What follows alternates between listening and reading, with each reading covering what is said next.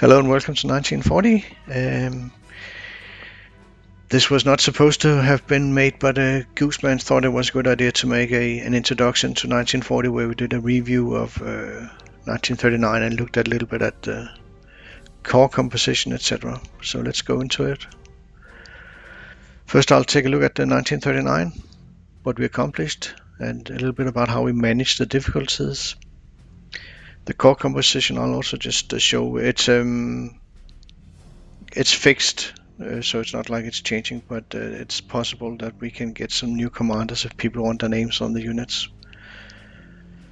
Some fun statistics here, looking at who killed how much, how many losses we took, etc. as well, and also what we did by unit class. Also compare that to other playthroughs. I have a Rommel-Manstein playthrough to compare to, and I also show the prestige curve that we have. For 1939, it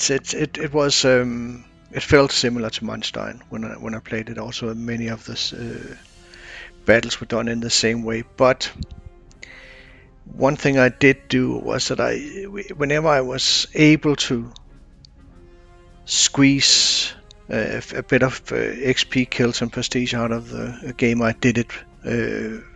Whenever I had that in a battle, I did it in most battles. Just open up for farming, kill stuff, get prestige and XP. You might as well do it. You'll thank yourself later, because we are, I think, especially with respect to prestige, we need, and also XP, we need to get as much out of it as we can. As always, also as experienced, and when I played it on Manstein, the strength 12 for artillery saves you in the.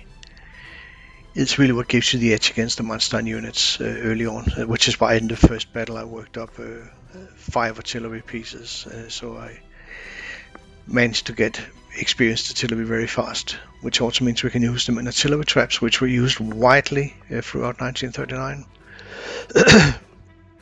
Also now focusing a lot more on getting surrenders. Not only does it give us faster wins, it also gains prestige. And the time we gain by quickly killing off stuff, we invest that into farming instead. It is challenging to do 1939 with one fighter, but I managed it. In the end, it wasn't that hard, but I thought it would be a challenge, and it was. But you have to be creative with the artillery traps. But the key is really to figure out what the AI will go for, and it's not that difficult, because you just need to give it the right targets. We can even have situations where it can choose between different targets, and you saw that in Narvik. I knew that the infantry was not interesting, so I could just draw it into the target I wanted to hit. I wanted them to hit. We did not get all units at 2 stars by the end of 1939, and that's really is an issue. I think Field Marshal is going to be a challenge in the long run. What we can find from 39 is that it's often possible to reduce by 2 to 3, by 1 to 3 turns. Often it's quite easy, but if we want to reduce by 5 turns, we have to be reckless, and I simply don't believe you can do that in a live play without taking casualties, and you cannot afford casualties on this difficulty level due to the way the difficulties interact. Speaking of difficulties, yeah, of course, early on Rommel is a problem, but the way you manage Rommel is that you just get over that early, very, very slow increase in prestige, and once you're past that, you're kind of okay.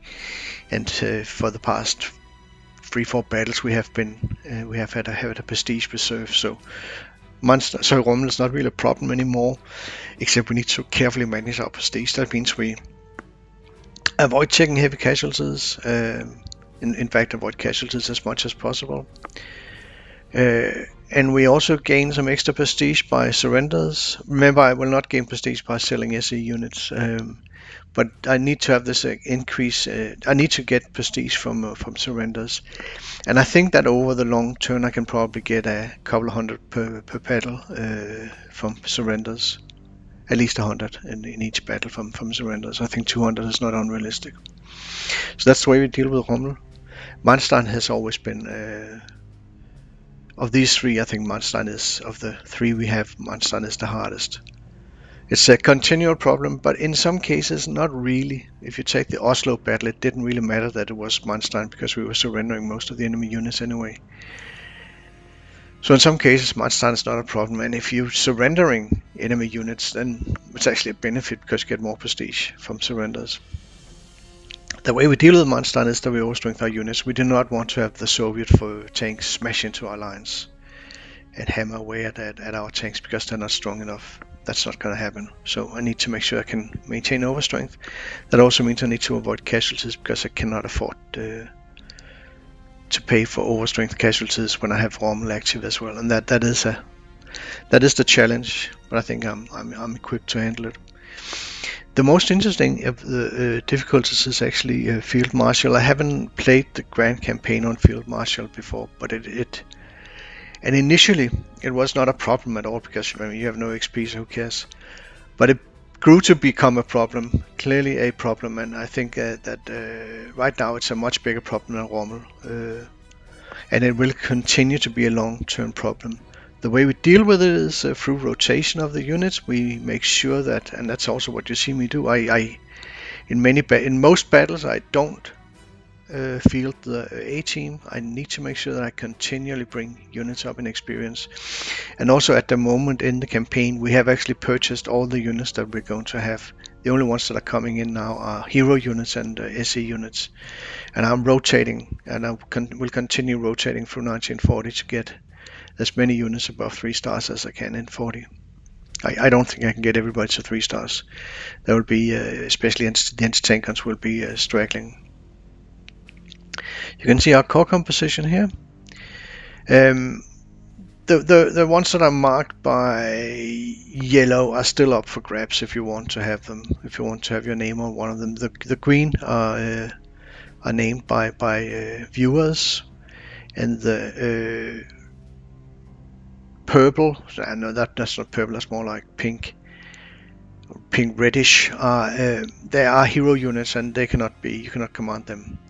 But there's still, you can see SE tanks are available if you want them. But of course, it's let's see here, Gooseboy and me are 39, 40, 41, 42. So this one is by the 6th SE tank is 43. So that of course is going to be take a while before that happens. But you're welcome to take them if you want. Let's have a bit of look at our kills and losses. You can see here I've divided into 5 groups here. I have infantry, and I have tank, and I have artillery, and I have miscellaneous units, and I have air units. And this is not intended to be a competition. You're not going to make me get more units on more kills on your unit by saying, oh, can you deploy my unit more? No, it's not going to happen. The units are deployed based on the need for experience and need for development, not to get kills. But you can see, if you look at infantry kills, you can see that Ole Deer had the most kills in 39. It's not that I wanted it, but it's just Ole Deer is so important in 39. But once I got him past 2 stars, it wasn't really. I didn't use him as I tried to avoid letting him kill too much after that, because it's just. You don't want Ole Deer soaking up all the kills. We want to have them distributed on the others. And you can see the way the kills were distributed. You can see clearly the history of how they went into battle. Richard Martin, Mjølner, and Ponte went in first, and then we faced in Muncher, Dreinger, and Soro, and they are of course straggling. Soro straggling the most because he was the latest arrival. But it will continue to be like this. In 1940 we don't get any new ones, so there'll just be these guys will catch up. But of course in some battles I need to Pioneer definitely. In the one I'm preparing at the moment, I'm pretty sure I need Pioneer, at least one Pioneer. For the tank kills, you can see that Cash again, he took most of the kills, but it was because he was just there for quite a lot longer time. But as soon as he made it to 2 stars, I took him out and got other units in because I need to continually rotate. And you can also see how it works with Gooseboy taking about 100 kills and myself coming in at Lillehammer and taking a total of, what's that, like 40-ish, 30 something kills. Artillery kills very evenly distributed, except the Sturmpanzers. These are all Sturmpanzers, they're a little bit slower, but this is because they haven't been that much in action, but I think Worsted actually kills quite a lot. It gets more kills than the 105 millimeters. So it's also a matter of how much action they've seen. But among the 105, you can see it's quite even in the distribution. This is just this is noise. We don't have the Wurfarmen yet, and we don't have the issue 122, which are joining us later. For the miscellaneous units, you can see these are the two mobile AA units, very few, but they've seen enough to get a star, and that's very, very good. It's really valuable to have them work to made it to 1 star. John Walker is 2 stars, as you saw, and Lacanas is a little bit behind. That's just a matter of having John Walker has seen more action. I think this is the Lillehammer battle that did it. Among the anti-tank guns, that's a major problem. I need to really be focused more on these 3 guys. They need to be worked up, and I need to get them to 2 stars in 1940. Khrushchevsky and Goose, of course, are just going along the way they should. Should be able to get 2 heroes on and 3, I doubt. But they are, of course, they're not the main killers, but they do important stuff. Among the level bombers, you can see that Malner is behind because he was not in the Narvik battle. These are mostly from Narvik. And for the attack bombers, of course, Nate has taken most of the kills. He's been in most of the battles. Hector will be seeing a lot more in 1940, and of course Lend as well. Odell doesn't join us until 41. Among the fighters, these are all joining us later, and Ace has taken, what's that, about 300 kills. Yeah, he was just below 300 kills before 1940. For the casualties, you can see that the interesting thing that we have, our casualties on Manstein were quite high during 1939. But here I got a lot more cautious here, and maybe also better. But I did not want to, first of all, taking casualties when you have both Rommel and Field Marshal active is not very funny. So I was focused on avoiding or reducing, taking a minimal casualties. So you can see it's a lot better than I did on Manstein. It's comparable to Rommel. Be interesting to see how that continues. You can see the 2 other playthroughs are shown here. That's Rommel and Manstein. If we go to the kills by unit class, you can see here on top you have the kills, and on top you have the relative kills. And you can see we still only have data for 39 for the Rommel-Manstein and Field Marshal playthrough.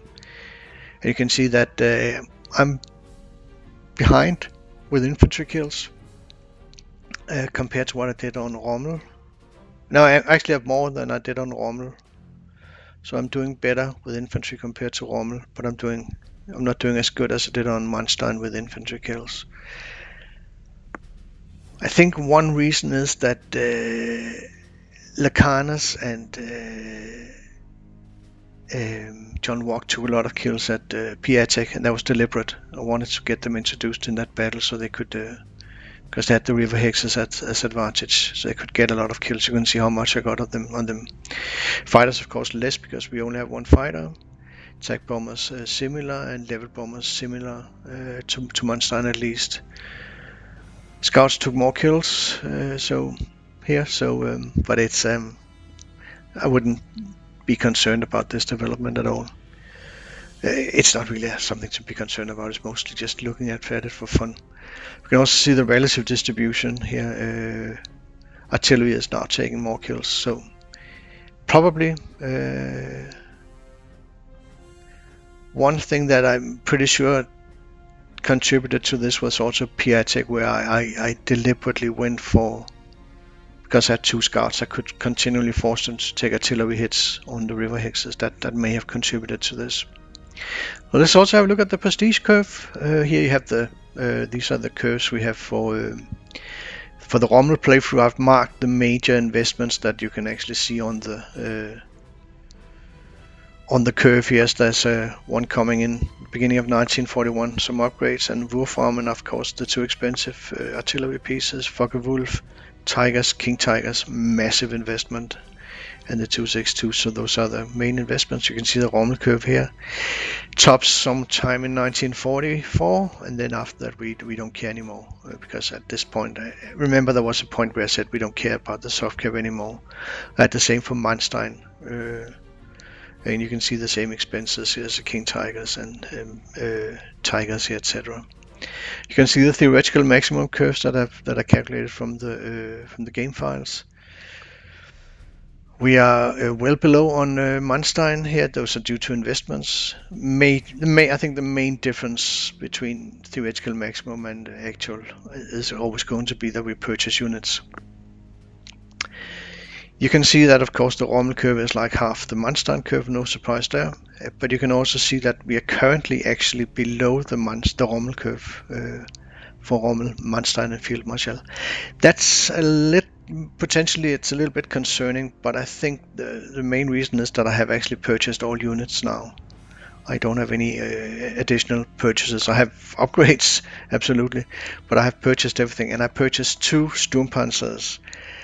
I purchased 4 Sturmpanzers, while on Rommel I only purchased 2. That gives me a disadvantage now. It's maybe 300-400 prestige below due to that. But it comes back when you upgrade to, that's sometime in 43, I think it's at Oboyan. We upgrade to Hummels. And the upgrade to Hummels from Sturmpanzers is cheap. I did not do that on Rommel. I figured that out here. It was good to have 4 Sturmpanzers, but it's an early... It brings us, it's an early setback in prestige, but of course we don't care, we get it back later with interest. Also, I upgraded 2 infantry to Pioneer. Maybe in hindsight I should not have upgraded Mühlner. I should have purchased a Pioneer instead at Warsaw. But it's nothing I can do about it now. Besides, Mühlner had expressed that he wanted to play a combat engineer. That's it for the introduction, and of course you know that Ibn Mail has already been played, and I'm working on Albert Canal, so I will see you.